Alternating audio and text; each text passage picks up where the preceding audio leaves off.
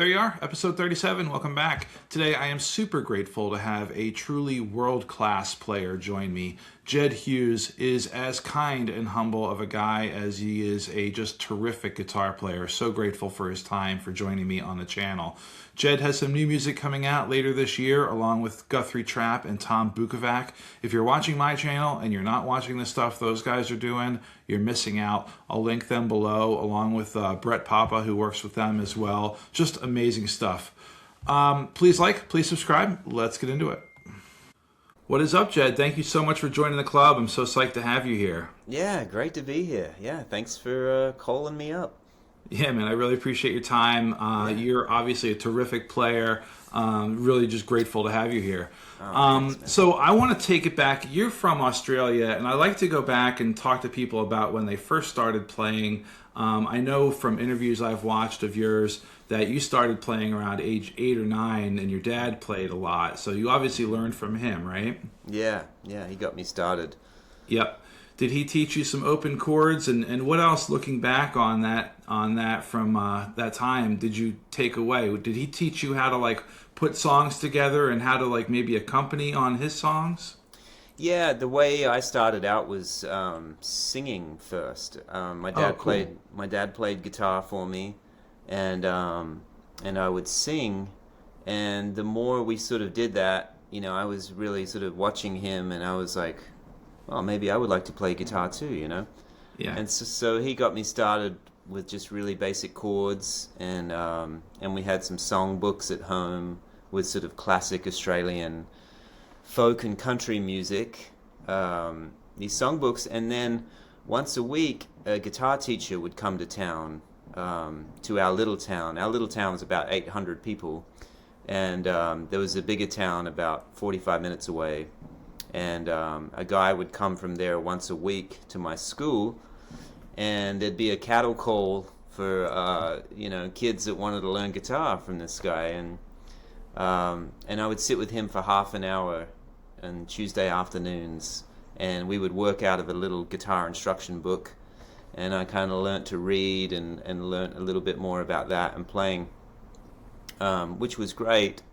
But at that stage too, I was also already kind of off down my own rabbit hole of listening to records. And another great thing my dad taught me in the beginning was how to listen to something, sing it, and then figure out where the notes were on the guitar. And it was sort of like, very basic ear training when I was a kid, which some stuff I could figure out, and obviously other stuff was way too advanced and I couldn't wrap my head around it. But it was a good basis and a good sort of foundation of how to listen and learn that way. Yeah. And then how old were you when you moved to the States? I was 18 when I hopped on the plane and came out here. And did you come out to play music specifically? Yeah, I came out to go to this little college in West Texas called South Plains College, and I got a little scholarship to study there. I sent them a little demo CD of some songs I'd written and played on, and I got a little scholarship, and I landed in Lubbock, Texas. When I was 18, one of my teachers came and picked me up and took me back to the campus, and I spent 2 years in Texas doing sort of like, I was really into flat top bluegrass music at that point, and they had a specialized little department that you could sort of get in group ensembles with kids my age, which I hadn't done much of in Australia at that point. So I was pretty excited to start jamming with, people my age, and I loved that, man. Texas was so fun. Did that come naturally when you started jamming with other people? Did it kind of come naturally, how you like to fit in like that? Yeah, it did. I had quit high school when I was 16, and I went on the road with a band in Australia. I really wanted to go to this college, and I knew I had to go get a job and figure out how to save some money to go do that. So I'd already been playing in sort of bands and band ensembles, and had a good idea of how to play in that environment, make it work. Yeah. So tell me about after college. I'd love to know about like the time from there to the time when you started playing with the amazing players you're playing with now, like Vince Gill and so forth. Tell me about like the time, I guess, in your 20s, right? Yeah, in my 20s. So when I wrapped up college, I moved to Nashville, and I knew one person in Nashville when I moved here, and that one person knew that Patty Loveless was auditioning for guitar players and backup singer.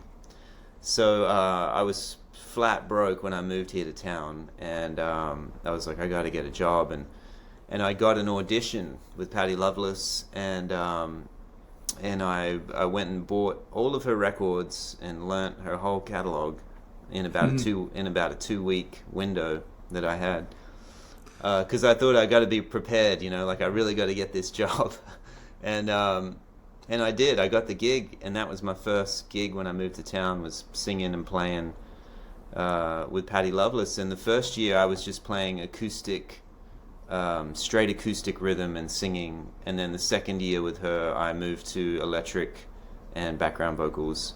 And that was a really good time. Yeah, I mean, talk about a fast track, right? Getting to Nashville, auditioning for Patty Loveless, and getting the gig right away. I mean, I've been down there. There's so many great players in that town. That must have felt like a whirlwind, and what a gig to land, right? Yeah, oh man, it blew my mind. I mean, I also was like well aware of her husband, Emery Gordy Jr., because I had sort of, us Aussies tend to study up on the liner notes because we have such a deep passion and curiosity for how this amazing music in America was made and is made. And so when I went to the audition, I saw him sitting on the couch, and I was like, well, he's the guy that produces all these records of Patty's, and I knew him from a record called Here Today, which was a bluegrass record with Vince Gill and Herb Peterson, and Emery played upright bass, and I loved that record, bluegrass record. So when I walked into the room, I saw Patty, and I was, blown away. And then I also saw Emery Gordy Jr., and I was just as blown away, because I was like, this guy has produced so many amazing records, and been such a, part of such quality music, that I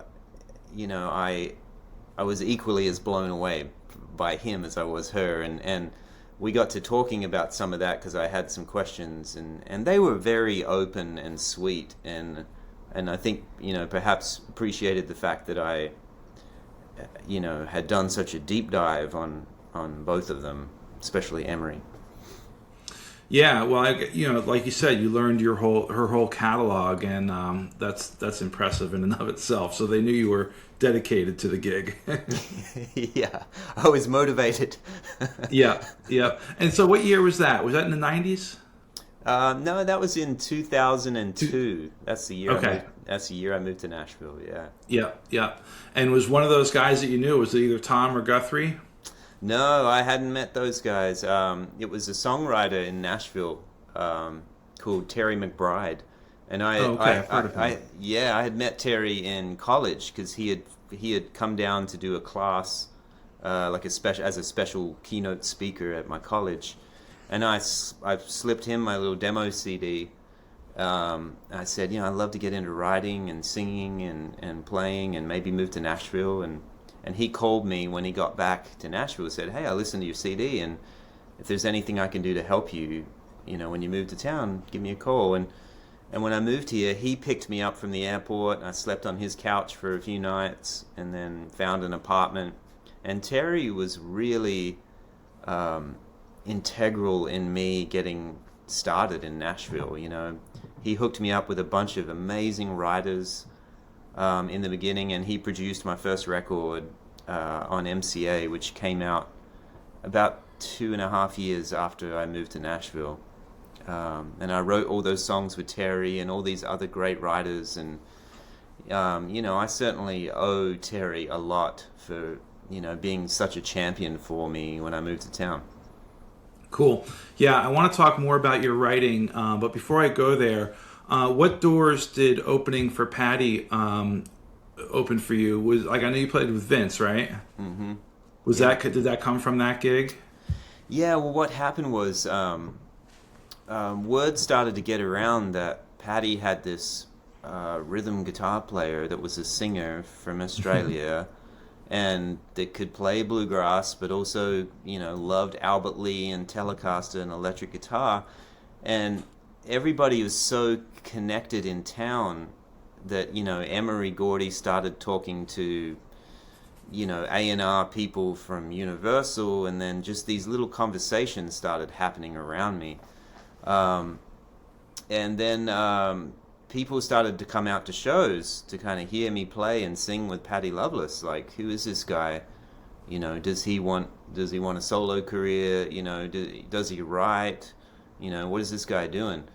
So I started to sort of build a little bit of a buzz around town. People were kind of talking, and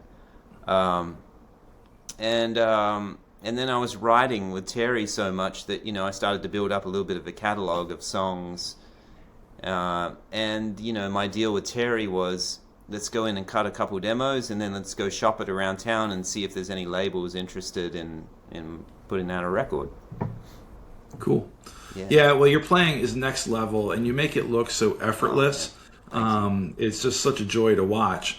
Is there anything, looking back on your playing career, is there anything that you feel like you worked on that helped you get from like good to like really, really, really, really good? You know what I mean? Was there anything that really clicked along the way that you're like, all right, I feel like I just moved into a next level here? That's a great question. I don't know. Honestly, in the last few years, have I only started to feel like I'm kind of getting somewhere. In fact, even last night I was sitting at the dinner table, plonking away, and I was having so much fun just playing, doing something.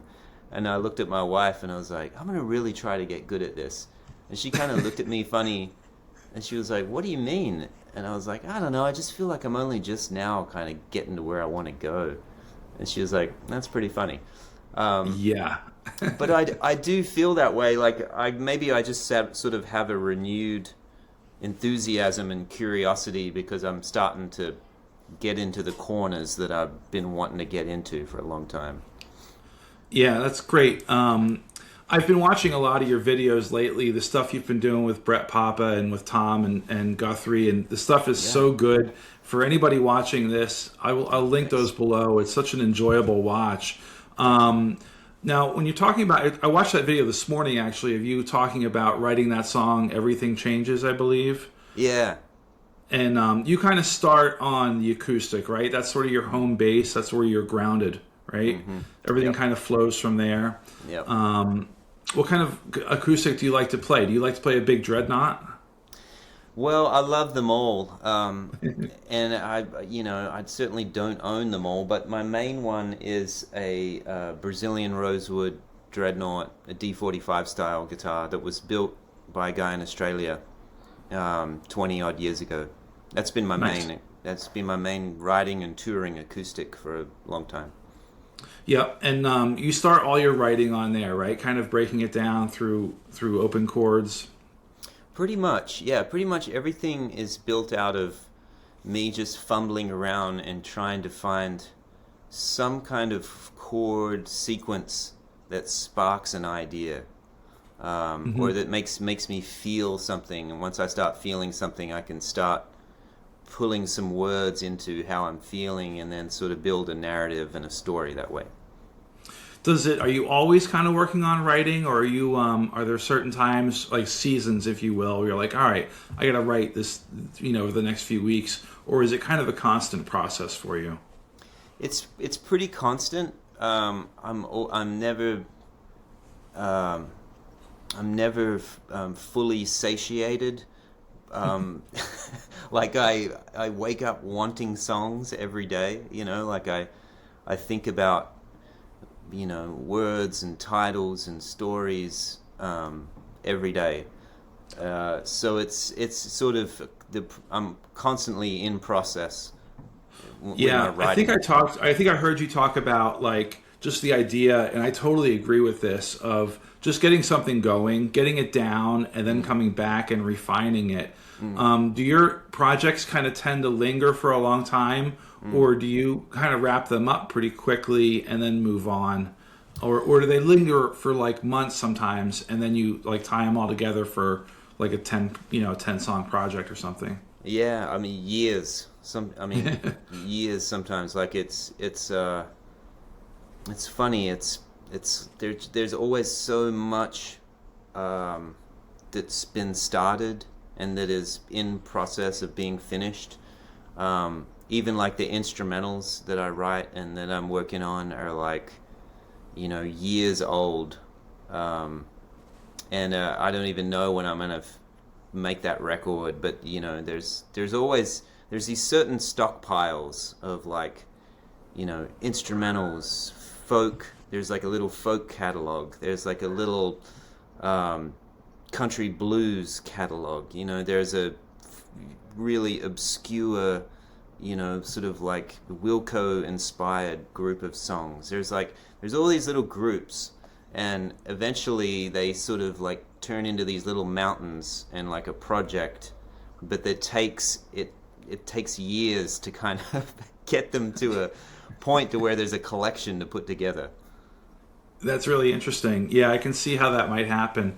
Do you find things kind of flow better working on your own? Or I wonder if when you get together with like Tom and Guthrie, and again, those sessions are incredible to watch.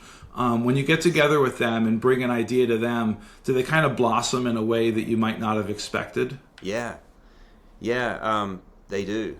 And that's one of the great things about collaboration in Nashville, especially because, after, and I tell people this, that move to town, you got to find your people, and it takes a few years to figure out who those people are that you sort of have a natural creative connection to, whether it be writing lyrics and writing songs that way or writing instrumental music.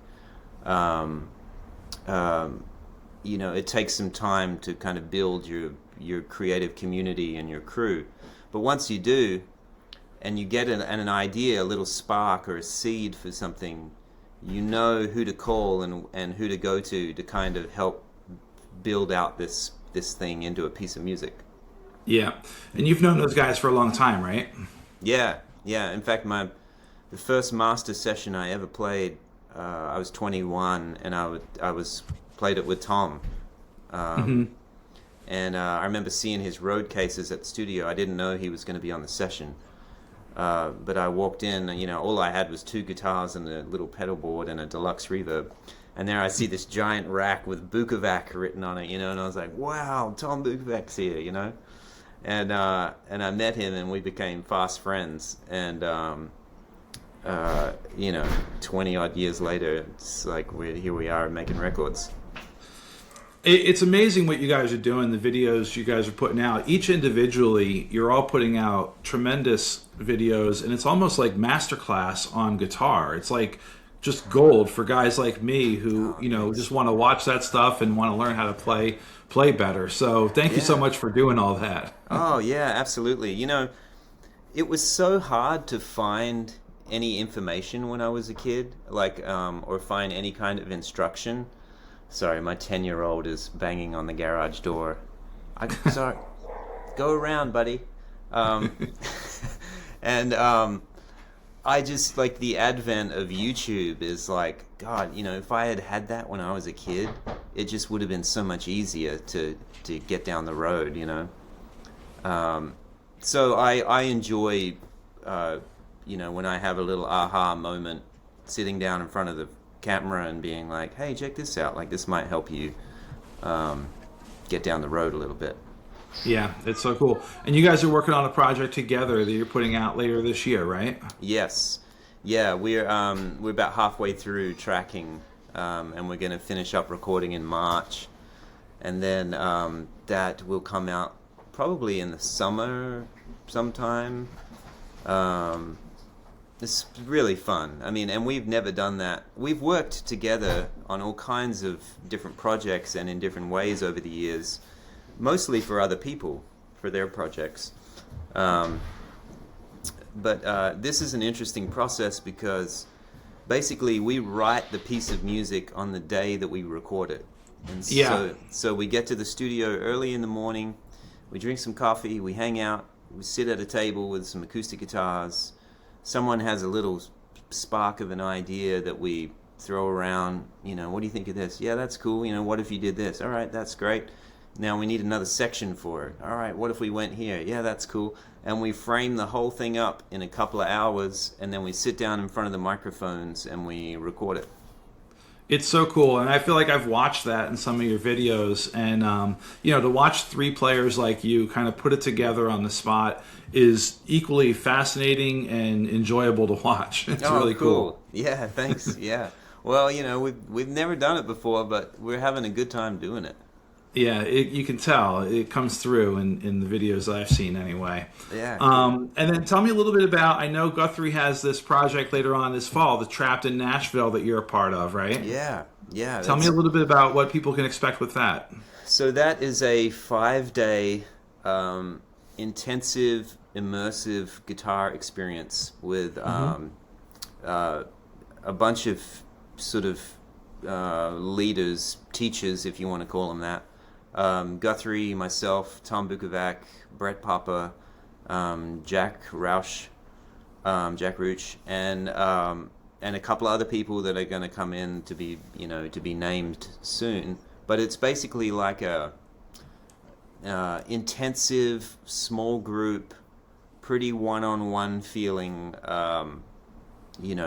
guitar adventure classes.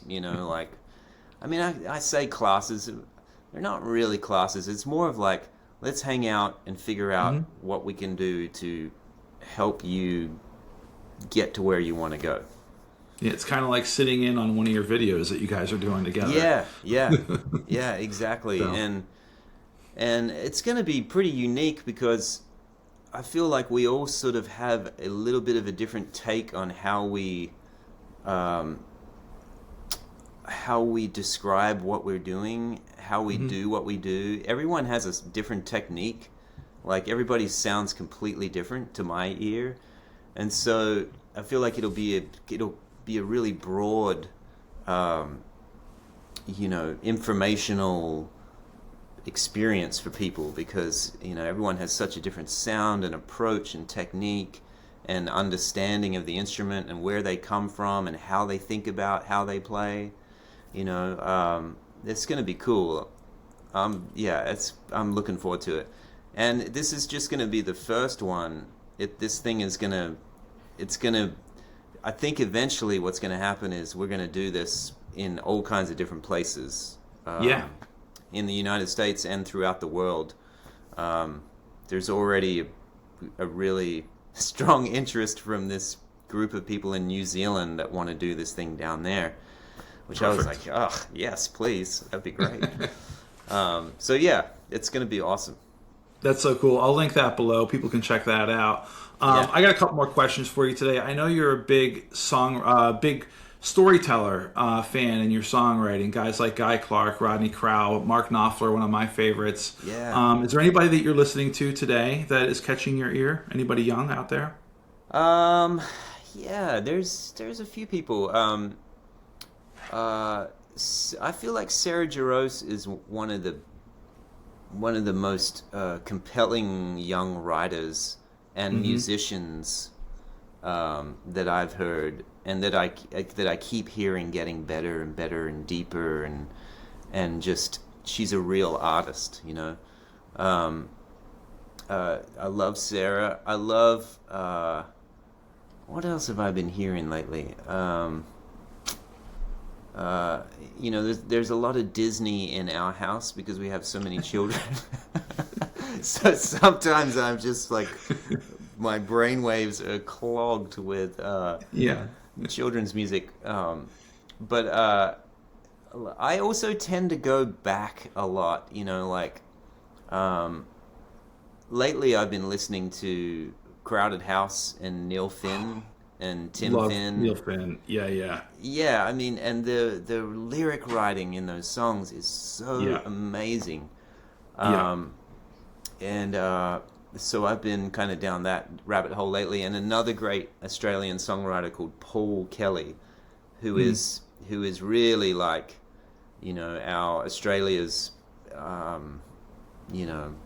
Bob Dylan, or Peter Rowan, or sort of like that equivalent of being able to tell stories and write songs that are so relatable to Australian specific life. I mean, they have a broader appeal as well, but as an Aussie, I hold that stuff near and dear, and he's one of the greatest songwriters to ever come out of Australia. Yeah, that's so cool. I'll have to check them out. Yeah. The Australian band it's not the kind of music I usually listen to, but I can't get enough of them, is King Gizzard. I don't know, what's your thought on King Gizzard? Oh, yeah. It's amazing that there was such a psychedelic revolution that came out of Western Australia, or Australia in general. But, like, all those bands that suddenly just exploded out of Perth and Fremantle and Western Australia, and Tame Impala, and all of these little connected groups that came from, is like really came out of nowhere to me. I was like, what is going on down there? Yeah, I can't. They're just like I'm fascinated by that band for some reason. Yeah. I mean, those long form songs blow my mind. I'm like, usually, 2 verses and a chorus and a bridge, and I'm kind of like out to lunch. But those guys, they have these massive pieces of music. It's incredible. Yeah, it's wild. So your kids are young. Your kids are knocking on the door there. Are you kind of letting that happen naturally? Are they into it? What's the deal there? How do you approach music with your kids? Yeah, it's available if they have a curiosity. There's guitars everywhere. I brought home a bunch of fiddles a couple weeks ago, which my wife definitely gave me a sideways look for. But if they feel compelled, then I encourage it. Obviously, but you never know. Some days, they want to sing and play and be in here and playing instruments, and other days, it's just not on their radar. So it's close at hand if they want to do it. That's cool. Hopefully they'll show some interest, because who better to teach them than someone like you? It'd be interesting to see. Yeah, for sure. I don't want to get too nerdy on gear talk, but I've got 2 questions. When you play acoustic, just you and an acoustic, how do you prefer to amplify that acoustic? When it's just me, I like the K&K pickup. It's very live, which can be frustrating sometimes, because like literally I can, brush my hand on the guitar and hear it coming through. It is so sensitive. Yeah. But I do find when I get time for a sound check and I can really get the monitor dialed in and the level between the monitor and the front of house, I can really get a sweet spot to where I can really feel my hands coming through the PA, and I can express everything I want to say physically with the instrument. That pickup is great for that. I use the Grace Felix preamp, which is it's a 2-channel preamp. I only use 1 channel. I feel like it's good to have an extra channel in case something happens. But yeah, I just go the K&K into that, and then I like to have a little bit of reverb just in case. Whatever, sometimes I ask the PA guy to give me a little bit of reverb just so I have some sustain with the guitar, because it's much easier to get acoustic sustain when you're just acoustic by yourself, but once you plug in and you're relying on the sustain from the pickup, sometimes I feel like a little bit of reverb helps just give you some air under your fingers. So I use the UA plate reverb pedal for that. Just, a short decay, and not too much mix. I don't want it too wet. I want the acoustic to really speak first, and then just have a little bit of a shadow of the effect afterwards. And that's pretty much it. Yeah, it's just, it almost seems more difficult to amplify acoustics than it is electric sometimes. Oh, it's been the bane of my existence, finding a great plugged-in acoustic sound. Like, It is so hard, and even with that setup, which is pretty solid to me, there are days when I'm like, oh, this is just not doing what I want it to do, or feeling like I want it to feel, Yeah. But I do feel like the K&K setup is the closest I've found to having a natural acoustic feel. Yeah, very interesting. And I know I've heard you say that you like to play through a deluxe reverb on the electric side. Yeah, a deluxe reverb and a Tweed Deluxe together is my preferred dual mono electric setup. Yeah, and then a little bit of delay in Boss Overdrive. Anything else on your pedal board that you can't live without? Yeah, I mean, I have an old Electro Harmonix Deluxe Memory Man that I've had for my whole career, pretty much. That is Cool. That is a real part of my sound. And that has a preamp in it that actually does something, even when the effect is off.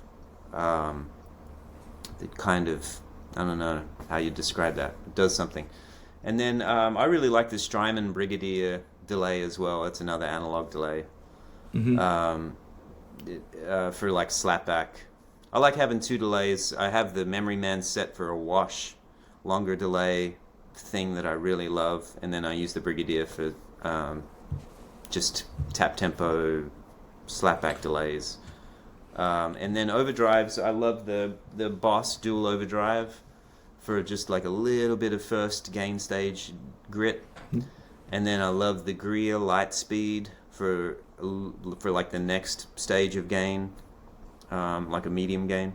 And then I really like the old big box Clark Gainster pedal. It's like if I only had one, I would just use that pedal. It's like amazing amp feeling overdrive pedal. Nice. Are you a guy who likes to tinker, or you kind of like set it and forget it? That's your setup, and that's what it always is.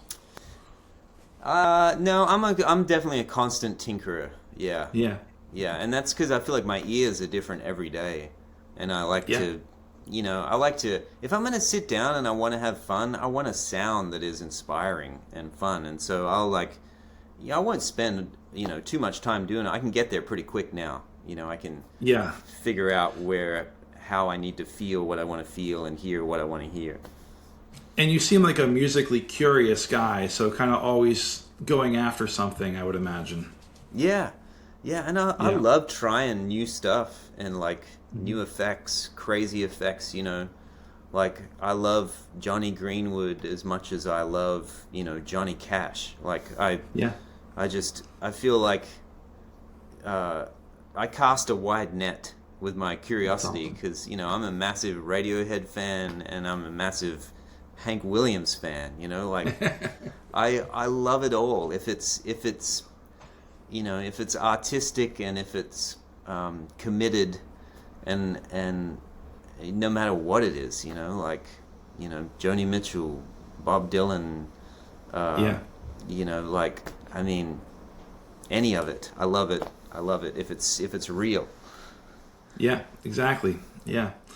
Well, I'd love it if you close us out with a little bit of playing, if you would. Yeah. Yeah, let me see how this sounds coming through the computer. Let's see if I can find a pick I like.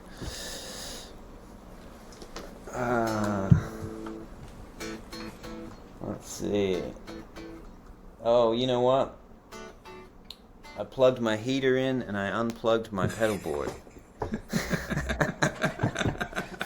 Hang on 1 second. Bear with me.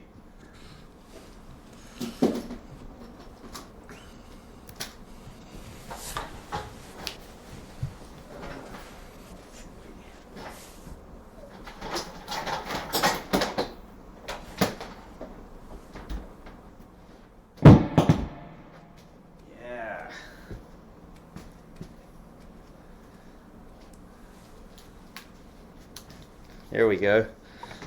The sound of on.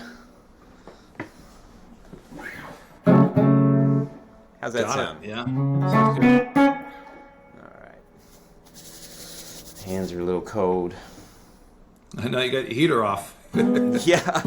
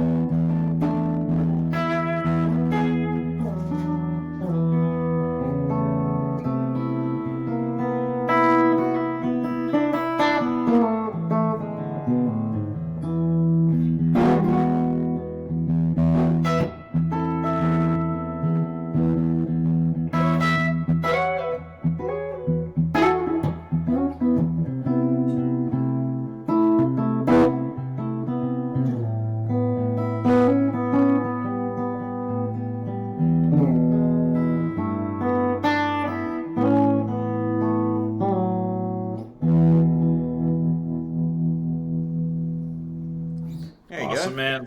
So good. Thanks, You know, it's man. crazy. There is such a difference between good players and great players, like a big difference. Huh. You know, it's Yeah. amazing. Well, oh, thank you. Thanks, man. It's always, I never know. You got it. Listen, I appreciate your time so much. I'll link everything below. I hope everybody checks your stuff out. I thank you Thank so you. much for your time for being here. Thank you. Appreciate it, Brian. Thank you, man. Peace. Be well.